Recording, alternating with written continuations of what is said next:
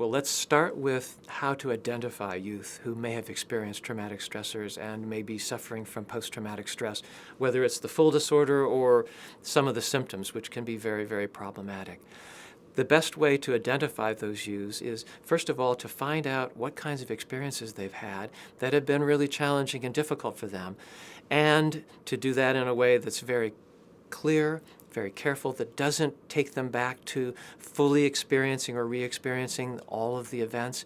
There are some very, very good checklists that have been developed that are very specific, that ask about things that are not easy for kids to hear, but they're much easier than asking, have you ever been abused? We wouldn't recommend that. The best way to screen for traumatic stress exposure is to ask things like, have you ever been attacked by someone, hit, beaten, kicked, assaulted, burned, cut, or threatened with a weapon? Now, that's not an easy thing to ask, but what we found is that boys and girls who are involved in juvenile justice actually appreciate it when an adult asks them if this has happened to them, and then is willing to follow up with some actual help.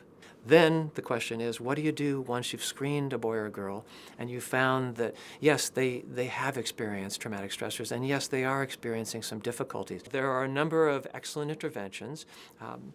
There are clinical interventions for therapy.